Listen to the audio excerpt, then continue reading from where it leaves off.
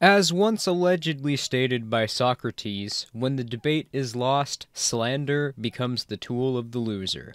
And nothing better illustrates this more than how the government has handled Cody Wilson. Cody Wilson, in 2013, when 3D printing was in its infancy, started his now infamous company known as Defense Distributed, and since then, Defense Distributed has revolutionized the industry of gun manufacturing with the creation of the very first 3D gun blueprint files, and a specifically made 3D printer known as the Ghost Gunner, which was designed to help create metal guns. This in turn has made it impossible to regulate the distribution of firearms, since the files can be shared freely through any file sharing website, and all one needs to do in order to make a gun is to own a 3D printer, which would cost the average person about $150. Not only this, but it allows people to print guns which can't be traced since they have no state-imposed identifiable characteristics. It allows people easier access to develop gun designs, since all one needs to do in order to do so is have a 3D modeling program and to be tech-savvy to create these blueprints, which means that more people can innovate with much less. And since anyone can create a gun and own a gun, that means that gun manufacturers like Smith & Wesson can't establish a monopoly on the distribution of firearms, since it's no longer possible to abuse regulatory capture because the government can't impose regulations on their trade, meaning that prices are going to drop. So naturally, in response, it would be an understatement to say that politicians and gun control supporting media pundits, along with the shills for the military-industrial complex, flipped their fucking shit. So the government's initial reaction was to sue Cody Wilson through the State Department.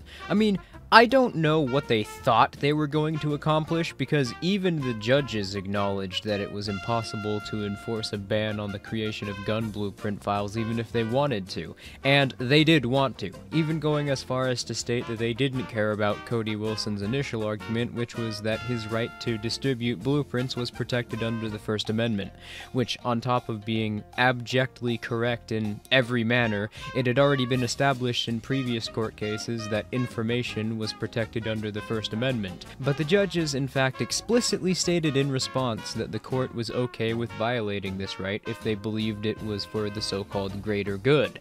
The government has, however, always been known to even the normies for being massively incompetent with handling finances.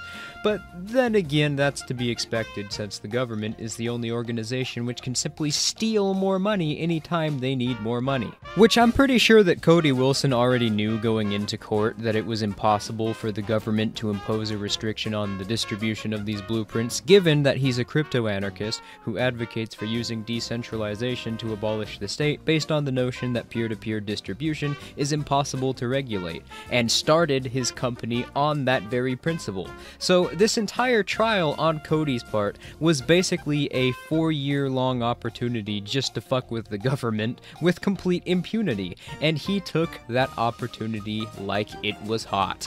He effectively trolled a government bureaucrat into admitting in their own words that the government doesn't care about your rights, and he used this as an opportunity to demonstrate how powerless the government is to regulate trade if it's done through peer-to-peer association means, as a way to show others how much benefit they'd get through either utilizing or developing ways people can associate through decentralized means of association. So the court case raged on for 4 whole years, while the Liberator's files were online being shared openly through various torrenting and file sharing sites existing on both the surface and deep web to millions of people. And after wasting all this time fighting what was from the beginning a losing battle, the State Department ruled on July 10th, 2018 in favor of Defense Distributed's right to distribute the blueprints. Now, to say that this was an upset to the state is a severe understatement. If the government was a person, this would be the equivalent of slamming open their office door while they were doing paperwork, stepping on top of their desk, pulling down your pants, and taking a shit on the said paperwork they were working on, then kicking them in the face and walking away like the beast you would be if you actually did that.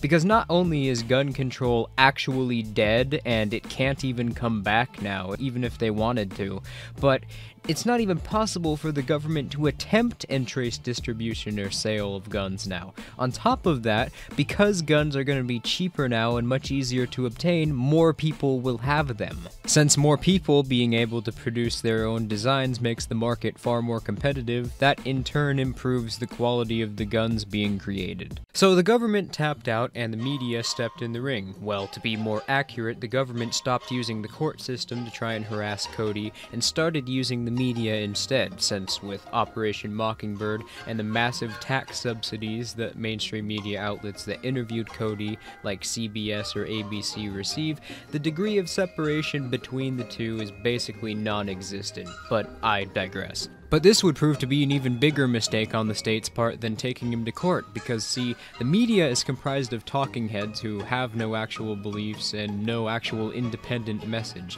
They're simply propagated because they toe whatever line the state wants them to well enough, and the people they generally go up against are Muppets like Ann Coulter or Ben Shapiro, who are equally as unprincipled, lacking in philosophical context, who serve the exact same purpose.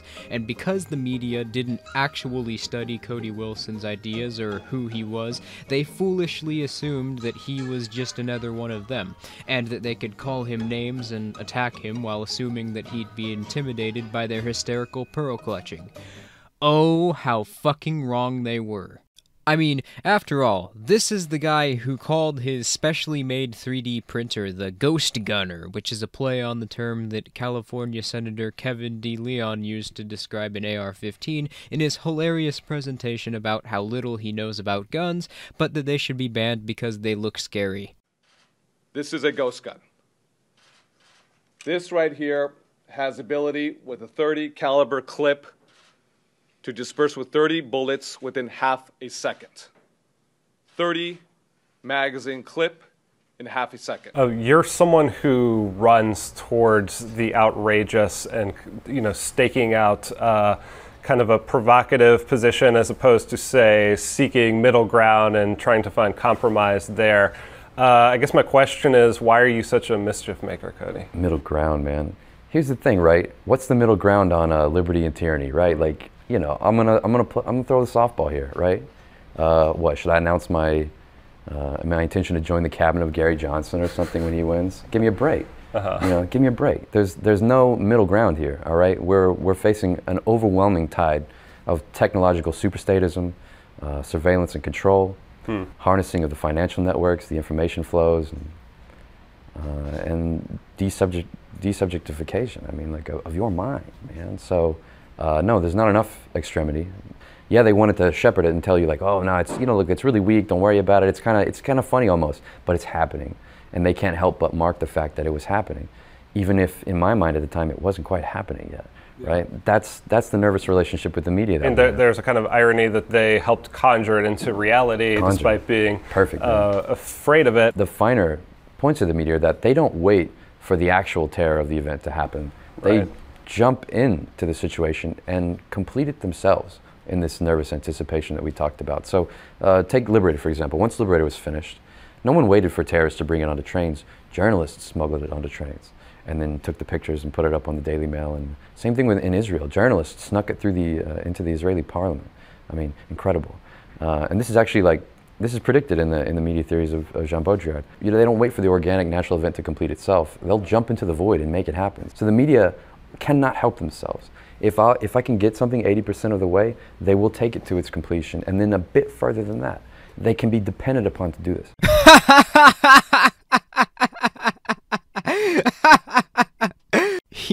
He fucking studied how the media tries to get ratings down to a goddamn science, and has utilized that knowledge specifically as a means of further popularizing decentralization and anarchism, and to play off of the media's outrage to help advertise his beliefs. So anyway, literally everything that the state usually does to try and stop people failed. In fact, it's worse than just failure. It ended up causing anarchism and decentralization to grow in popularity.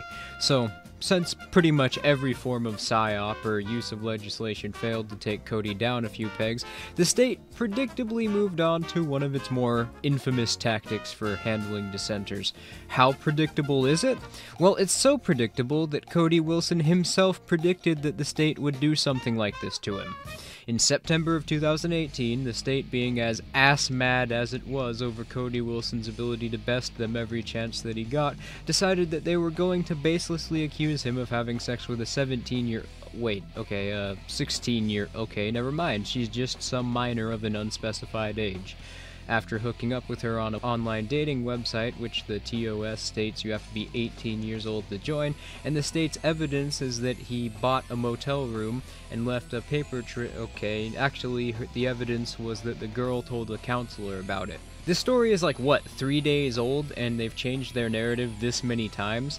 I think that the government's agents coordinating this bullshit must be new to creating narratives and compelling storytelling altogether, for that matter, because there are so many amateur mistakes in the consistency of this narrative that it's mind-boggling that anyone with an IQ that's countable on more than one hand could have been fooled by this. Now, firstly, before we get into why the official narrative on what supposedly happened makes absolutely no sense, let's look into how the media has been handling this. So okay, let's assume completely for a moment that Cody Wilson is actually guilty of what he's being accused of. I know it's difficult considering that the state and the media can't seem to make up their mind on what he's supposedly guilty of, but okay. We'll go with what it says in the warrant for his arrest, that he had sex with a 17-year-old in a motel room that he met on SugarDaddyMeet.com. For one thing, you have to be 18 years old to sign up for SugarDaddyMeet.com as explicitly stated in their terms of service.